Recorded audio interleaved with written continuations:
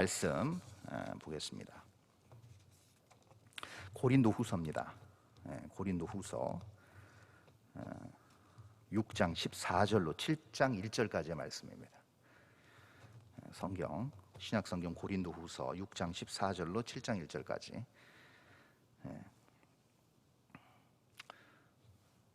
교독해서 읽을까요? 14절 제가 먼저 읽습니다.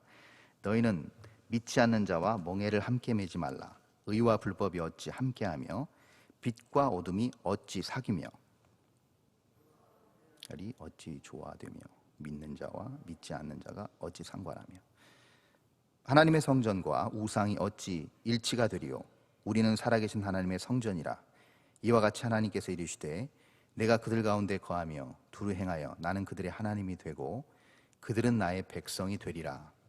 그러므로 너희는 그들 중에서 나와서 따로 있고 부정한 것을 만지지 말라. 내가 너희를 영접하여 너희에게 아버지가 되고 너희는 내게 자녀가 되리라. 전능하신 주의 말씀이니라 하셨느니라. 사랑하는 자들아, 이 약속을 가진 우리는 하나님을 두려워하는 가운데서 거룩함을 온전히 이루어 육과 영의 온갖 더러운 것에서 자신을 깨끗하게 하자. 아멘. 고린도 교회에 가장 큰 문제점이 있었습니다. 그것은 우리가 아주 익숙하게 잘 알고 있습니다. 익숙하게 알고 있음과 동시에 너무 많아서 나열하기가 굉장히 어렵죠. 초대교회 시기상 초대교회 시기에 그렇게 태동한 교회임에도 불구하고 여러 윤리적 도덕적 아픔을 많이 겪은 교회입니다. 고린도 교회는 우리가 아는 것처럼 굉장히 은사가 있었습니다. 은사가 충만한 교회였고 또 열정도 있었고 또 여러 어떤 그런 재정적 자원 이런 것들도 다른 교회에 비해서 비길 데가 없을 만큼 아주 겉보기에는 완벽한 교회였습니다. 그리고 굉장히 고린도라는 도시 자체가 지정학적으로 굉장히 요충지에 있었습니다. 그래서 동서양이 만나는 곳이었고 문화의 집결지였기 때문에 많은 유능한 인재들이 많이 집중해서 그 지역에서 많이 살고 있었고 그 지역의 주민들로 이루어진, 그렇죠? 고린도 교회 시민으로 이루어진 교회가 바로 그 고린도 교회였습니다. 그런데 교회가 문제가 있었던 이유가 있었습니다. 그것은 뭐냐면 이렇게 많은 것을 다 갖추고 있었음에도 불구하고 뭐가 문제였느냐? 바로 교회 자체의 어떤 기능적인 문제였습니다. 어떤 기능의 문제가 있었느냐? 교회를 그리스도의 머리 되신 몸이라고 했을 때 그 교회는 세상에서 구별됨과 거룩함의 기능을 감당해야 됐었습니다. 고린도 교회가 그것을 감당했어야 되는데 그 기준이 모호했다는 겁니다. 그래서 분명히 고린도 교회가 처음 태동하고 고린도 교회 성도들이 그 교회에서 신앙생활하면서 모두가 같이 동일하게 품어야 되고 이루어야 될 목적의식이 있었다는 겁니다. 그것은 구별됨이었고 거룩함이었죠. 근데 그것을 망각했다는 거죠. 그러다 보니까 어떤 일이 벌어졌느냐? 윤리적, 도덕적으로 타락하고 또 타락은 좀 심한 말일 수도 있는데요. 저희 지금 현 시대 입장에서 보면 어떻게 교회에서 저럴 수가 있느냐? 막 근친상간을 하고 그런 어떤 입에 담기 민망할 정도의 어떤 그런 죄악들을 많이 저질렀습니다. 굉장히 문란했죠. 그러다 보니까 이 고린도 교회 안에 어떤 문제가 생기냐면 이 어떤 기준과 거룩성이 모호해지고 흐릿해지면서 오는 현상이 있었습니다. 그게 뭐냐면 바로 세속화였다는 거죠. 교회의 세속화였습니다.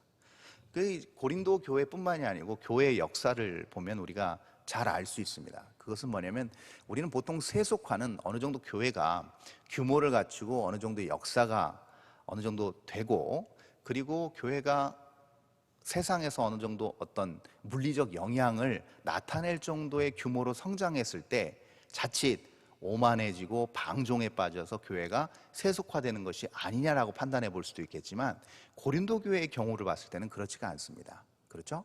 바울이 초창기에 개척했던 교회고 많은 은사가 있었고 열정을 품었고 또 초창기 어떤 그런 태동한 교회였음에도 불구하고 그런 세속화의 물결을 막아내지 못한 그런 고린도 교회의 안타까움이 있었다는 겁니다.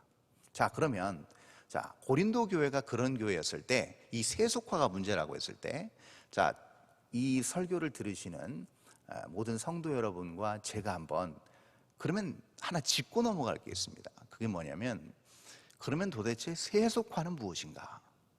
우리가 많이 들어서 알고 계실 것입니다. 그렇죠? 지금도 이제 현대 교회의 가장 큰, 어떻게 보면 이단보다도 더 큰 위협적인 적이라고 할 수 있는 이 세속화, 이건 도대체 무엇인가? 여러분, 그 행위 중심적인 종교가 있습니다. 그렇죠? 자기 수련, 그리고 자기 성찰, 또 자기 어떤 수양을 통해서 어떤 그런 행위적인 수양, 금욕 이런 걸 통해서 내가 어떤 득도를 한다, 내가 어떤 진리를 깨닫는다, 이런 것을 주장하는 종교들은요 아주 단순합니다. 그들에게 있어서 세속화는 아주 단순해요. 그건 뭐냐면 이겁니다.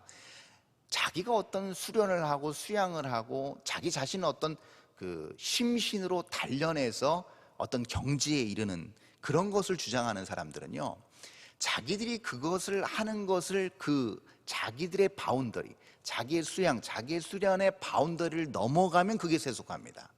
자, 이게 무슨 말이냐면 쉽게 설명해서 이렇죠. 자, 스님이 계십니다. 스님이 아주 굉장히 나름대로 명망 있는 그런 스님이에요.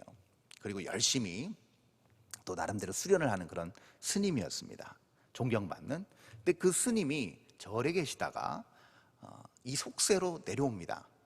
하산하셔가지고 내려오셔가지고 바로 이제 시장하시니까 들어간 곳이 어디냐? 고깃집이에요. 이게 벌써 이상하죠? 고깃집에 들어가셔서 뭘 주문해요? 그냥 상추나 뭐 김치나 이런 거 주문하시고 그냥 드시고 가면 좋은데, 절밥 드시듯이 그렇지 않고 삼겹살 3인분을 주문해서 드시고 가십니다. 맛있게 드시고 가셔요. 그럼 우리는 그 분을 보고 뭐라고 하죠? 아, 세속화된 스님, 좀 속된 말로 죄송하지만 땡중 뭐 이렇게 표현하잖아요. 그만큼 자기들이 어떤 수련, 또 자기들의 수양의 범주를 넘어선, 이탈한 것을 세속화라고 봅니다. 이것이 바로 행위적 종교 안에 국한된 사람들이 보는 세속화의 어떤 정의죠. 그런데 우리가 보는 세속화는 뭐냐? 교회에서의 세속화는 뭘 의미하느냐? 이런 것일까? 아닙니다. 교회의 세속화는, 잘 들으세요, 내 스스로가 세속화됐느냐, 이것도 진단해 볼 수 있어요. 교회의 세속화는 그렇습니다. 그 존재와 그 다음에 목적과 가치가, 자, 다시요, 교회 자체 그리고 교회에 속한 성도가 그 존재의 목적과 가치가 유한하고 유동적인 것을 향하고 있다, 그 안에 갇혀 있다, 그러면 세속화된 겁니다. 자, 이해가 되세요? 자, 성도로서 하나님 앞에 부름받아서 평생 이제 신앙생활을 한단 말이죠. 근데 신앙생활을 하는데 추구하는 게 뭐예요? 언젠가는 없어질 건강이에요. 내 이 백체예요. 내 이 몸이에요. 내 몸을 얼마만큼 잘 건강하게 유지할까가 초미의 관심사예요. 또 얼마만큼 내가 많은 돈과 많은 재정을 내가 소유해서 노년을 편안하게 누릴 수 있을까가 가장 초미의 관심사예요. 이런 것들이라는 거죠. 어떻게 하면 내 이름을 낼까를 고민하고 어떻게든 성공해 보려고 몸부림치는 거죠. 다른 사람들이 나를 알아주길 바라고. 그런 것들이 다 뭐예요? 유한한 유동성 있는 것들이라는 거예요. 왜 유한한 유동성이라고 표현을 하냐면 영원한 것이 아니거든요. 그렇잖아요? 방금 전에도 제가 소천 광고를 했지만 항상 제가 소천하신 유가족들에게 말씀을 전할 때 항상 똑같이 전하는 말씀이 바로 이 부분입니다. 왜요? 상황 자체가 모두가 다 떠나는 모습이 똑같다는 거예요. 떠나는 모습이 똑같음과 동시에 유한하고 유동적인 모든 것들을 다 놓고 간다는 거죠. 영원히 소유하면서 가져갈 수가 없는 거예요. 역시 이 부분을 잘 지적했습니다. 바울도 잘 알고 있었어요. 그래서 바울이 얘기하는 그야말로 세속화는 무엇인가를 아주 노련한 바울의 어떤 필치로 잘 표현하고 있는 것이 바로 오늘 본문은 아니지만 6장 9절과 10절입니다. 자, 한번 볼까요? 6장 9절 10절을 한번 띄워주시죠. 제가 읽도록 하겠습니다. 9절 10절. 무명한 자 같으나 유명한 자요, 죽은 자 같으나 보라 우리가 살아있고, 징계를 받는 자 같으나 죽임을 당하지 아니하고, 근심하는 자 같으나 항상 기뻐하고, 가난한 자 같으나 많은 사람을 부유하게 하고, 아무것도 없는 자 같으나 모든 것을 가진 자로다. 이렇게 표현하고 있습니다. 이게 지금 바울이 고린도 교회 성도들에게 보내는 편지예요. 그런데 잘 보세요. 바울이 어떤 부분의 세속화를 지금 지적하고 있습니까? 자기가 무능한 사람 같아요. 그렇죠? 무명한 사람 같아요. 근데 언뜻 보기에는 뭐 객관적으로 상식적으로 봤을 때도 무명한 사람이에요. 별로 알려지지 않은 사람임에도 불구하고 그렇게 보여질지언정 자기는 유명한 사람 같이 행동한다는 거예요. 그런 신뢰와 그런 어떤 확고한 신념이 있다라는 거예요. 그렇죠? 이게 뭘 의미하는 거겠습니까? 교회가 유명함을 추구한다는 거예요. 이름 내는 것을 추구한다는 거예요. 그게 세속화의 첫 번째 스텝이라는 겁니다. 자기 이름을 내기 위해서 교회 공동체뿐만이 아니고 교회에 속한 모든 거룩한 지체들이 유명함을 위해서 그것을 어떤 성공의 발판으로 이용하려고 하는 모든 일련의 많은 수많은 행동들, 그렇죠? 수많은 계획들, 이런 것들이 다 세속화라고 바울은 꼬집고 있는 거예요. 그 다음에 두 번째가 있습니다. 두 번째 보면 그 9절에 살아있고 징계를 받은 자 같으나 죽임을 당하지 아니하였다. 근심하는 자 같으나 항상 기뻐한다. 이 바울이 징계를 받은 이유가 있습니다. 그것은 바울이 잘못해서가 아니죠. 그렇죠? 복음을, 이방인들에게 복음을 전하면서 부득이하게 당한 고통입니다. 박해와 핍박이죠. 근데 이 박해와 핍박은 교회가 역시 마찬가지로 피할 수 없다는 거예요. 불가피한 박해와 핍박이 존재한다는 겁니다. 그렇죠? 이게 자유로운 종교의 자유가 있는 대한민국 안에서도 교회를 보는 시각이 예전 같지 않고 약간 비판의 시각으로 보는 것 자체도 어떻게 보면 핍박일 수 있다는 거죠. 이런 모든 것들이 결국 교회와 세상의 어떤 대립, 충돌이라고 할 수 있습니다. 근데 이거 자체를 뭐 한다? 교회가 부담스러워하면 그게 세속화됐다는 거예요. 자, 교회가 이름을 내기 위해 노력한다는 거, 세속화고, 그 다음에 복음을 전하고 하나님 나라를 이루기 위한 그 과정에서 겪는 고난과 환난과 핍박을 부담스러워한다. 세속화됐다는 뜻입니다. 교회뿐만이 아니고 우리 개인, 각 개인 모두도 마찬가지입니다. 그리고 마지막 세 번째가 있죠. 뭐가 있어요? 가난한 자 같으나 많은 사람을 부유하게 하고. 교회 공동체가 부유함만을 추구한다.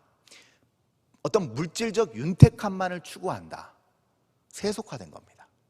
이것을 지금 바울이 짚고 가고 있는 것이죠. 자, 그러면 교회의 세속화가 일부 교회 지도자들의 문제일 것이냐? 물론 가장 큰 책임을 면피할 수는 없겠죠. 그러나 100% 교회 지도자들만의 책임일 것이냐? 아닙니다. 그렇지 않습니다. 왜요? 교회라는 공동체는요, 주님을 머리로 한 주님의 몸 대신 유기적 공동체입니다. 자, 유기적 공동체라는 건 무슨 얘기냐면요, 자, 우리가 몸이에요. 근데 지금 치아가 충치가 하나 있어가지고 조그만 지금 이 어금니 하나가 굉장히 아파요. 근데 겉보기에는 정말 큰 어떤 충치 뭐 크게 먹은 게 아닌데 씹을 때마다 신경이 쓰이고 아파요. 이 손톱 이 안에 가시가 하나 들어갔어요. 아주 눈에 보일랑말랑하는 작은 가시가 들어갔어요. 근데 굉장히 신경 쓰이고 아파요. 이게 왜 그럴까요? 유기체이기 때문에 그렇습니다. 그래서 아픈 거예요. 그래서 걸리적거리는 거예요. 자, 그러면 이 말은 결국 우리의 몸 작은 지체 하나라도 병들고 아프다고 한다면 그건 몸 전체에 영향을 준다는 의미가 되겠죠. 그러므로 어떤 교회에 속한, 교회에 접붙임받은 어떤 지체가 세속화로 영적으로 병들었다. 그러면 교회의 세속화를 자연히 가져올 수밖에 없는 겁니다. 크건 작건 영향을 준다는 것이죠. 그러므로 잘못을 면피할 수가 없는 것입니다. 그래서 바울은 이런 어떤 유기적 공동체인 교회 앞에서 이 교회가 자꾸 세속으로 치닫는 것을 경계하기 위해서 편지를 쓴 게 바로 이 고린도 전후서인데요. 이 고린도 특별히 후서에서 몇 가지 중요한 행동 강령을 바울은 얘기하고 있어요. 그게 바로 14절, 15절, 오늘 본문 첫 번째 절과 두 번째 절입니다. 자, 한번 읽어보겠습니다. 14절, 15절, 오늘 본문 첫 절, 두 번째 절입니다. 제가 읽습니다. 너희는 믿지 않는 자와 멍에를 함께 매지 말라. 의와 불법이 어찌 함께하며 빛과 어둠이 어찌 사귀며 그리스도와 벨리알이 어찌 조화되며 믿는 자와 믿지 않는 자가 어찌 상관하며, 이렇게 나와 있습니다. 자, 여기 몇 가지 쭉 바울이 나열했어요. 대조적으로 나열했죠. A가 나오고 B가 나와요. 근데 그 A와 B가 같이 있을 수 없다는 공통점이 있어요. 그렇죠? 이 몇 가지 일련의 목록들이 쫙 나오는데 그 목록들의 공통점이 뭐예요? 상극이라는 거예요. 공존하지만 한 공간 안에, 한 시간 안에 공존해요. 같이 있어요. 빛과 어둠이 같이 있어요. 그렇죠? 또 그리스도와 벨리알이 사실 또 같이 있어요. 다 같이 있습니다. 믿는 자, 믿지 않는 자가 공존해요. 이 세상 안에는. 그런데 이 그리스도와 벨리알이, 또 빛과 어둠이, 믿는 자와 믿지 않는 자가 절대로 섞일 수가 없다는 거예요. 그러니까 자석의 같은 N극끼리는 밀어내잖아요. 그렇죠? N과 S는 붙지만 같은 N극끼리 또 같은 S극끼리는 밀어내는 원리와 똑같다는 겁니다. 결코 같이 있을 수 없다는 거죠. 물과 기름과 똑같다는 겁니다. 그것을 지금 바울은 얘기하고 있는 거예요. 절대 섞일 수 없다. 그래서 14절에 이 처음에 무슨 얘기가 나오냐면 믿지 않는 자와 멍에를 같이 매지 말라고 바울은 얘기하고 있는 겁니다. 이게 이 얘기가 왜 나왔냐면요, 신명기 22장에 보면 모세 율법을 다시 한번 이 광야 세대들에게 다시 한번 모세가 설교합니다. 근데 그 설교하는 내용 중에서 중요한 게 무엇이냐면, 너희들이 밭을 갈 때는 절대로 나귀와 소를 한 멍에 같이 두어서 밭을 갈지 말라라고 얘기합니다. 농사를 지어보신 분은 아실 거예요. 이건 동서양 고금을 막론하고 그 어디에도 없는 방법입니다. 왜요? 나귀와 소는 성향 자체가 다르다는 겁니다.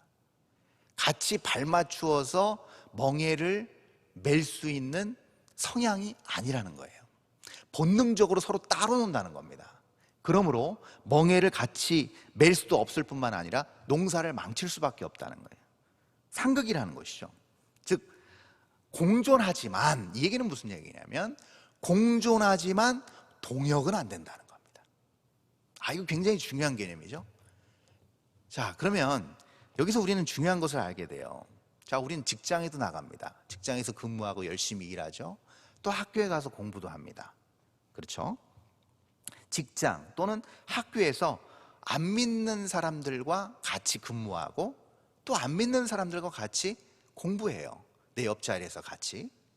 자, 그런데 그렇게 같이 일하고 같이 공부할 수 있는 어떤 여건이 되는 이유가 있습니다. 이것은 멍에를 매는 문제가 아니고 어떤 목적이 다르기 때문에 그래요. 어떤 목적이 달라요? 자, 직장에서 같이 일하는 목적은 영리를 추구하기 위한 목적이에요. 그렇죠? 열심히 일해서 이문을 내기 위한 목적으로 다들 일을 합니다. 그래서 같이 일할 수 있는 거죠. 학교는 어때요? 학교는 같이 학문을 배우는 목적이 있어요. 그래서 학문을 배우는 목적이 있기 때문에 안 믿는 사람과도 같이 공부할 수 있는 겁니다. 자, 그런데 이 안 믿는 사람들이 왜 그러면 같이 멍에를 맬 수 없고 동역을 할 수 없는 이유, 무슨 동역을 할 수 없을까요? 그렇게 같은 영리를 추구하고 또 같은 학문을 배울 수는 있지만 그들과 같이 절대로 세상을 변화시킬 수는 없습니다. 이것을 바울이 얘기하고 있는 겁니다. 절대로 그들과 같은 멍에를 메고 세상을 변화시킬 수 없다는 거예요. 조금 더 세밀하게 이것을 압축해서 생각하면 그들과 절대 영리는 같이 추구할지 몰라도 직장을 변화시키지 못합니다. 많은 학문을 같이 연구하면서 지식이 쌓여갈 수는 있어도 학교를 변화시키지는 못합니다. 안 믿는 배우자와 살 수 있습니다. 그렇죠? 안 믿는 남편, 안 믿는 아내와 같이 살 수 있어요. 그러나 그 안 믿는 배우자와 가정을 변화시키지는 못합니다. 심지어 교회도 여기서 예외일 수가 없습니다. 교회도 그래서 다 잘 믿고 다 멍에를 메고 동역할 수 있으면 좋은데, 그렇지 않은 현실 때문에 교회 역시도 안 믿는 사람과 멍에를 같이 했을 때 절대 변화가 있을 수가 없는 것이죠. 오랜 기간 예배를 드렸다고, 오랜 기간 봉사했다고, 오랜 기간 헌신했다고 같이 멍에를 맸을 때 변화가 찾아오는 것은 아닙니다. 그것을 우리는 지금 고린도 교회의 이 모습을 통해서 우리가 단적으로 볼 수 있어요. 이게 왜 그러느냐? 이 바울이 이제 구체적으로 15절부터 쭉 설명을 해놓고 있습니다. 자, 14절 15절을 읽었지만 다시 한번 15절 한 번 더 띄워주시겠어요? 그 다음에 제가 다시 한번 읽어볼게요. 15절을. 그리스도와 벨리알이 어찌 조화되며 믿는 자와 믿지 않는 자가 어찌 상관하며. 자, 제가 저기 색깔을 칠해놨습니다. 그리스도와 벨리알이 어찌 조화가 되느냐. 자, 여기서 벨리알이라는 것은 뭐냐면 원래 뜻은 무가치하다는 뜻입니다. 그래서 신약 성경에서 이 벨리알이라는 표현은 원래 본 뜻은 무가치하다는 표현이고요, 그리고 뜻은 보편적으로 쓰이는 표현은 사탄입니다. 그러면 딱 답이 나오죠. 어떻게 그리스도와 사탄이, 무가치하고 무의미한 사탄이 어떻게 같이 조화될 수 있느냐. 이 조화된다는 표현, 저기 색깔 칠해놓은 게 굉장히 중요한 의미예요.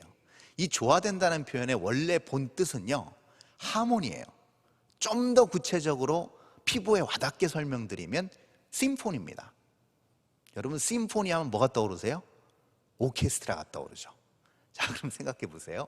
자, 그리스도께서 그 뒤에 엄청난 수십 명의 오케스트라를 뒤에 놓고 이제 노래를 부르실 차례예요. 그렇죠? 예수님이 메인 주인공이에요. 노래 부르실 주인공. 그리고 뒤에서 오케스트라가 반주를 해야 돼요. 근데 그 오케스트라가 다 뭐예요? 사람이 아닌, 숨 쉬는 사람이 아닌 무가치하고 무의미한 마네킹들이라고 생각해 보세요. 그 공연이 어떻겠습니까? 상상이 되시죠? 그런 형국이라는 겁니다. 저 지금 믿는 자와 믿지 않는 자가 어찌 상관하냐, 이 하반절에 나오는 이 부분도 굉장히 의미하는 바가 큽니다. 상관한다는 말은 한 몸을 서로 나눠 가진다는 의미가 있어요. 한 영역을 나눠 가진다는 의미가 있습니다. 믿는 자와 믿지 않는 자가 나눠 가질 수 없다라고 얘기하는 거예요. 자, 그 얘기는 무슨 얘기냐면, 혹시 여러분들 그거 한번 보신 적 있으세요? 심장 이식 수술 장면을 보신 적이 없으실 겁니다. 그거 이게 피에 대해서 이렇게 피를 보면 이렇게 막 이렇게 혐오감이 있는 분들은 절대 보시면 안 돼요. 근데 저는 한번 볼 기회가 있어서 영상으로 한번 봤습니다. 심장 이식 수술 장면. 그런데 어떻게 심장을 이식 수술하냐면요, 다 이제 이 가슴뼈를 다 떼어내고 그 안에 심장을 그대로 집어넣고요, 다 연결해요. 핏줄을 다 연결하고 싹 마사지를 마지막에 해줍니다. 심장을, 주먹만한 심장을 싹 마사지를 해주면요, 그 심장이 놀랍게도 가만히 있던 심장이 뛰기 시작해요. 전혀 다른 사람의 심장임에도 불구하고 그 심장이 뛰기 시작해요. 그런데 그런 논리라고 한다면, 목사님, 이 세상에 죽을 시체는 없겠네요 라고 물으실 거예요. 그렇죠? 그 죽은 사람들 다 어떻게 해요? 심장 멈춘 사람들이잖아요. 그 사람들 갖다가, 그 시체 갖다가 그 심장 그대로 갖다가 마사지 해주면 다시 뛰는 거 아니겠어요? 라는 말이 안 된다는 걸 다 아시죠? 예, 그건 당연한 거예요. 왜냐하면 살아있는 생명체가 아니거든요. 잠시 가슴은 열었지만 혼수 상태, 마취 상태라서 그런 거지, 움직이지 못하는 거지, 살아있는 생명체이기 때문에 그런 거예요. 이걸 지금 바울이 얘기하는 겁니다. 상관한다. 완전히 손끝 하나 움직일 수 없는, 완전히 사망 판정을 받은 시체예요. 그 시체에 아무리 20대 축구 선수의 심장을 갖다 넣은들 다시 뛸 리가 만무한 거죠. 이것이 바로 바울이 얘기하는 조화된다, 상관된다가 안 된다 라는 표현, 15절의 그 표현이라고 할 수 있는 것입니다. 자, 그렇다면 이렇게 안 맞는다면 무엇으로 그러면 세상을 변화시킬 수 있을까? 세상을 변화시킬 수 있는 방법은 무엇일까? 무엇으로 우리는 우리의 직장, 학교, 가정, 교회의 변화를 경험할 수 있을까? 그것이 바로 16절에 나와 있습니다. 그 다음 절입니다. 한번 볼까요? 16절 제가 한번 읽어보겠습니다. 16절 하나님의 성전과 우상이 어찌 일치가 되리요? 우리는 살아계신 하나님의 성전이라. 이와 같이 하나님께서 이르시되 내가 그들 가운데 거하며 두루 행하여 나는 그들의 하나님이 되고 그들은 나의 백성이 되리라. 아멘. 자, 이 16절에서 바울은 뭘 얘기하고 있습니까? 하나님의 성전과 우상이 어찌 일치가 될 수 있겠느냐. 그러니까 하나님의 성전과 우상을 대비시켜 놓고 있습니다. 자, 그러면 먼저 우상을 우리가 되짚어 볼 필요가 있어요. 우상의 정의가 무엇이냐? 아주 간단하죠. 우상은요, 결국 이 하나님의 성전과 대비되는 이유가 뭐냐면요, 우상은 기본적으로 내 자신의 통치 영역으로 하나님을 끌고 들어오는 것입니다. 그래서 내가 내 영역을 통치해요. 자, 교회 안에서의 내 어떤 영향력이 있고요, 가정 안에서의 내 자신의 영향력이 있고, 직장 안에서 또는 학교 안에서의 내 자신의 영향력이 있습니다. 근데 그 영향력 안으로 하나님을 끌고 오는 거예요. 그래서 그런 사람들의 어떤 전형적인 기도가 무엇이냐? 자기가 다 계획을 세우고 자기가 하고 싶은 대로 다 뭔가를 추진해 나가요. 자기 영향력 안에서. 근데 그것이 안 될 경우에 어떻게 해요? 하나님을 끌고 와서 하나님 심부름 시켜요. 그렇죠? 자기 뜻은 다 있어요. 자기의 방법도 다 마련돼 있어요. 그러면 하나님 앞에 뭘 구해요? 하나님, 제가 이렇게 지금 준비를 해놨는데 하나님 여기에 사람을 붙여주십시오. 하나님, 제가 이걸 했는데 하나님 돈을 좀 허락해 주셔서 제가 이거를 잘 할 수 있도록 도움을 주십시오. 이렇게 간다는 거죠. 그 목적 자체가 나의 영달과 나의 어떤 부와 나의 유명을 위한 것이라고 한다면 잘못된 것이고, 그것이 바로 우상 숭배입니다. 근데 여기 이 지금 16절의 뉘앙스를 보면 하나님의 성전이라고 표현했어요, 우리가. 그러면 우리 안에 하나님의 성전이 있고, 하나님의 성전으로 하나님이 들어오심으로 우리가 우상이 아닌 하나님과의 온전한 영적 교류를 하게 된다, 그렇게 우린 자칫 생각할 수 있어요. 그러면 아까 제가 말씀드린 우리의 영역 안으로 하나님을 끌어들이는 것과 뭐가 다르냐? 결국 같은 말 아니냐라고 그렇게 생각하기 쉬우실 것입니다. 그런데요, 그렇지 않습니다. 하나님의 성전과, 여기서 얘기하는 하나님의 성전과 우상은 완전히 다른 개념입니다. 언뜻 보기엔 그렇죠. 구약의 어떤 물리적인 어떤 성전의 개념, 지금 교회의 어떤 성전의 개념이 내 안에 들어와서 있을 때 하나님이 찾아오신다, 아닙니다. 그 개념이. 그럼 뭐냐? 시편 84편 4절 5절 고라자손이 이걸 너무나도 잘 풀어놨어요. 자, 한번 볼까요? 시편 84편 4절 5절입니다. 아주 그 유명한 찬양도 있죠. 주의 전에 거하는 자라는 찬양. 그 찬양의 모티브가 된 어떤 그런 84편의 시입니다. 제가 읽겠습니다. 주의 집에 사는 자들은 복이 있나니 그들이 항상 주를 찬송하리이다. 주께 힘을 얻고 그 마음에 시온의 대로가 있는 자는 복이 있나이다. 아멘. 자, 이 얘기가 무슨 얘기냐면, 내가 성전이 돼서 하나님이 내가 성전이기 때문에 찾아오시는 개념이 아니고 내 스스로가 주님의 집에 들어가는 거예요. 주님의 집에 살고 거하는 것을 의미하는 것입니다. 그리고 정확하게 제가 저 색깔 칠하는 부분이 정확하게 풀이를 해주고 있어요. 뭐예요? 주께 힘을 얻고, 그렇죠? 주께로부터 오는 힘을 얻어서 시온의 대로가 그 마음에 있는 자는 복이 있다라는 겁니다. 이 얘기는 무슨 얘기냐면 주님과의 어떤 소통, 영적 소통에서 걸림돌이 있다라는 거예요. 내 죄악, 내 교만, 내 생각 이런 것들이 가로막고 있는데 그 모든 것들을 내려놓고 주님으로부터 오는 힘을 인정하고 그 주님으로부터 오는 지혜와 능력 앞에 굴복하면 시온의 대로가 열리고 하나님과의 소통의 장이 열린다는 원리입니다. 이것을 시편 84편에서 얘기하고 있는 거예요. 자, 그러면 여기서도 조금 과연 그럴까라는 생각을 가지시면 나중에 시편 84편 12절 마지막 절을 읽어보시면 이렇게 나와 있어요. 뭐라고 나와 있느냐? 맨 마지막 부분에 주께 의지하는 자는 복이 있나이다 라고 마무리합니다. 이것이 시편 84편 전체 내용의 진수입니다. 주께 의지하는 자는 복이 있습니다. 그러니까 내 바운더리 안으로 하나님을 꾸역꾸역 밀어 넣어서 나와 동등하게 여기는 거 내지는 내 심부름꾼으로 격화시키는 게 아니고 내 자신, 내 모든 자아가 하나님 속으로 들어가는 겁니다. 전폭적으로 내 지정의 전인격을 주님 앞에 드리는 겁니다. 맡기는 겁니다. 의지하는 겁니다. 그것을 얘기하고 있는 것이죠. 자, 그렇다면 이제 첫 스텝을 뗐습니다.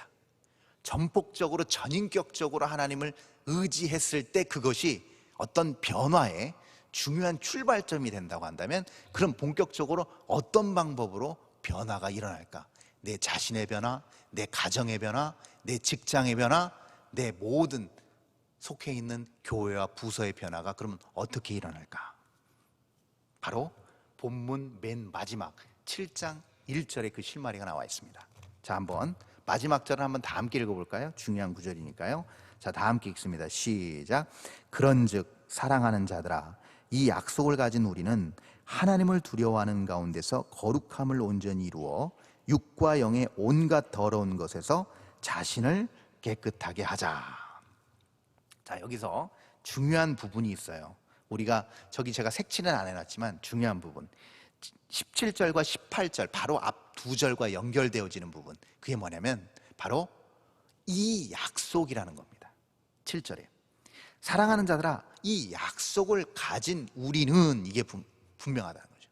이 약속이 뭐예요? 지금 17절과 18절에서 뭘 얘기하고 있어요? 16절부터 얘기하고 있죠. 그들은 나의 백성이 된다. 나는 그들의 하나님이 되고 그들은 나의 백성이 된다. 그리고 내가 아버지가 되고 그들은 내 자녀가 된다는 이 약속입니다. 이 약속이에요. 그런데 이 약속이 어디서 실현되느냐? 이 약속이 그러면 어떻게 나타나느냐? 드러나느냐? 이것을 제가 저기 실어놨어요. 7장 1절 하나님을 두려워하는 가운데서 거룩함을 온전히 이룬다. 색깔 칠해놨죠? 가운데서라는 겁니다. 네, 이 부분이에요. 가운데서라는 표현이에요. 이 가운데서라는 표현은 뭐냐면요, 이겁니다. 교회 안에서가 아니라는 얘기예요.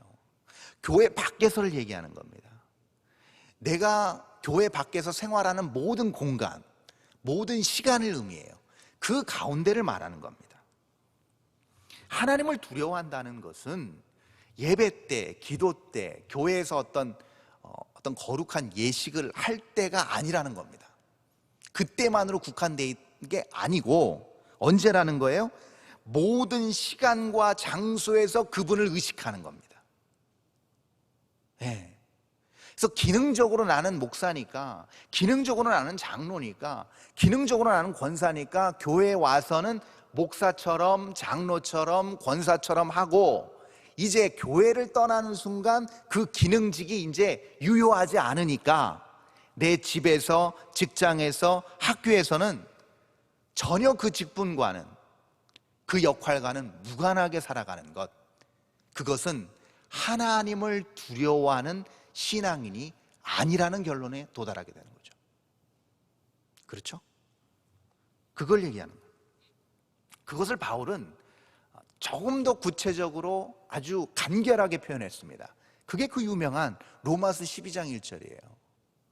그러므로 형제들아, 하나님의 모든 자비하심으로 너희를 권하노니 너희 몸을 하나님이 기뻐하시는 거룩 거룩한 산 제물로 드리라. 이는 너희가 드릴 영적 예배니라.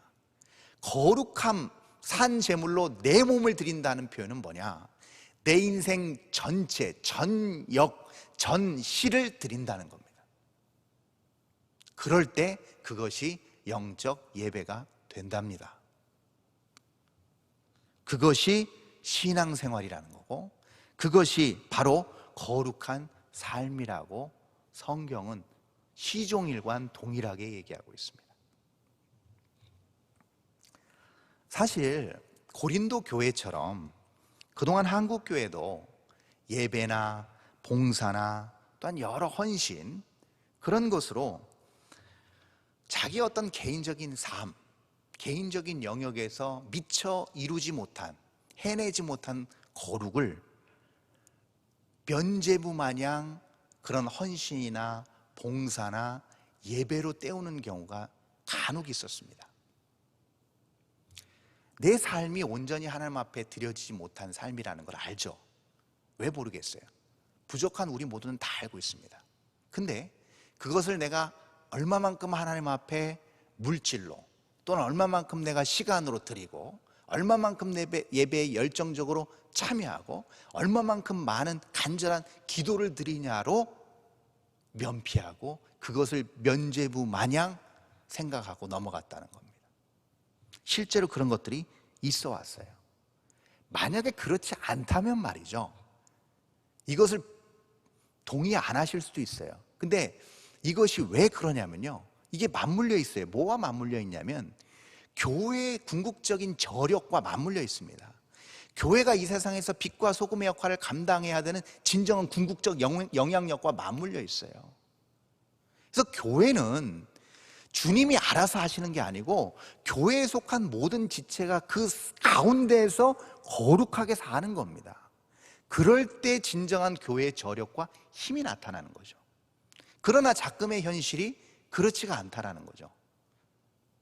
몇만 명이 모이는 교회는 있을지언정, 몇 수백 평의 대지에 몇천 명이 한 번에 들어가는 예배당은 있을지언정, 대한민국의 기독교인, 대한민국의 그리스도인이라고 명함을 내놓았을 때 학교나 직장이나 그 어디에서 과연 존경하고 우리와 다르고 뭔가 배울 만한 부류로 여기냐 이 말이죠. 그것이 단적으로 증명해 보여주는 겁니다. 이러한 현상들이. 그런데 희소식이 있습니다. 그 희소식이 무엇이냐? 코로나19가 찾아왔다는 희소식입니다. 코로나19가 대한민국뿐만 아니고 전 인류를 강타했습니다. 그러자 이제는 면피를 못합니다. 면죄받을 통로가 사라졌습니다. 하나님 앞에 나와서 눈물 한번 쏟고 가면 마음 후련해지고 죄 씻음 받아서 홀가분했었는데 그러지가 않습니다. 교회 하루 종일 와서 열심히 봉사하다 지쳐서 가면, 내가 그래도 죄인이지만, 내가 그렇게 한 주 못 살았지만 그래도 주일날 와서 하나님 앞에 만회 좀 했지 하는 면죄부가, 그 통로가 사라져 버렸습니다. 코로나19로. 그러면 우리는 요한복음 4장을 봐야 됩니다. 이게 왜 왔는지, 이 시대가 무엇을 말하고 있는지. 요한복음 4장에서 수가성 우물가의 여인하고 예수님의 대화에서 그걸 유추해 볼 수 있어요. 우물가의 여인이 이런 말을 합니다. 예수님께, 우리 조상들은 이 산에서도 말고 저 산에서도 말고, 그렇죠? 먼저 수가성 여인은 이렇게 얘기했죠. 이 산에서 말고 저 산에서 예배를 드리는 게 하나님께서 받으시는 예배라고 하는데 선생님은 어떻게 생각합니다라고 했을 때 우리 예수님 이렇게 말씀하셨죠. 이 산에서도 말고 저 산에서도 말고 하나님을 영으로 예배할 때가 온다. 하나님은 영이시니 예배하는 자가 영과 진리로 예배할지니라 라고 말씀하신 거예요. 하나님께 온전히 예배할 때가 온다라는 거예요. 하나님은 영이시라는 거예요. 어떤 장소에 국한되어 있지 않은 하나님이라는 거예요.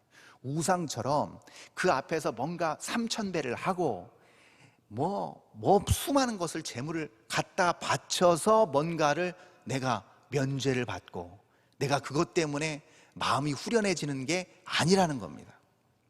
그게 예배가 아니라는 거예요. 그러면 뭐냐? 무소부재하신 어디나 계신 하나님이시기에 그 삶의 중심을 드리는 자들을 주님은 어디에 있든지 어느 시대에 살아가든지 우리 주님은 찾아내신다는 의미예요. 우리나 하나님은 찾아내신다는 겁니다. 이 부분이 중요합니다. 코로나19가 그것을 가져왔습니다. 이 시대의 가장 중요한 예배는 어떤 예배냐? 예배의 환경이 조성되어 있지 않은 그 상황, 그 장소, 그 시간에 하나님을 마음 중심으로 예배하는 진정한 예배자들이 이제 정확하게 수면 위로 드러나고 있다는 사실입니다. 그리고 그 사람들을 우리 주님께서는 찾으십니다. 지금도 한 명도 빼놓지 않고 찾으십니다. 왜냐하면 분명 지금 이 순간에도 이 시대의 아브라함, 그리고 이 시대의 다윗, 이 시대의 베드로, 이 시대의 바울과 같은 하나님의 약속만을 한결같이 바라보고 좁은 길을 뚜벅뚜벅 걸어가는 그런 거룩한 예배자들을 통해 이 세상은 쉼없이 변화되고 있기 때문입니다. 기도하겠습니다.